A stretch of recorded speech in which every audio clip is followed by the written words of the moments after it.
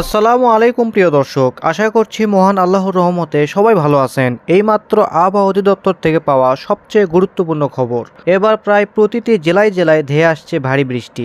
আগামী শনিবার পর্যন্ত টানা মেঘ বৃষ্টির পূর্বাভাস, হতে পারে বন্যা। এছাড়াও আগামী 24 ঘন্টায় বাংলাদেশের বিভিন্ন জেলায় বিক্ষিপ্ত বজ্রসহ ভারী থেকে অতি ভারী বর্ষণের সম্ভাবনা রয়েছে, এমনটাই জানাচ্ছেন বাংলাদেশের আবহাওয়া অধিদপ্তর। আজ ও আগামীকাল কোন কোন জেলায় এই ঝড় বৃষ্টি হতে পারে এ বিষয়ে আবহাওয়া রিপোর্টে কি বলছে জানিয়ে দেব বিস্তারিত। আমাদের সাথেই থাকুন।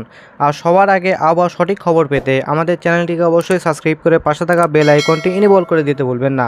তো চলুন শুরু করা যাক। সক্রিয় মৌসুমী বায়ুর প্রভাবে সারা দেশে বৃষ্টি বেড়েছে। বৃষ্টির টানা বর্ষণে দেশের কুমিল্লা, ফেনী, নোয়াখালী জেলায় বন্যা দেখা দিয়েছে। এ বৃষ্টিপাত অব্যাহত থাকবে এ সপ্তাহের শেষ সময় পর্যন্ত।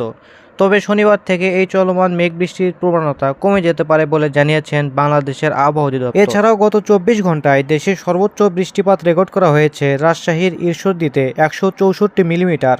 আর সর্বোচ্চ তাপমাত্রা ছিল রংপুর তেঁতুলিয়াতে 34.6 ডিগ্রি সেলসিয়াস।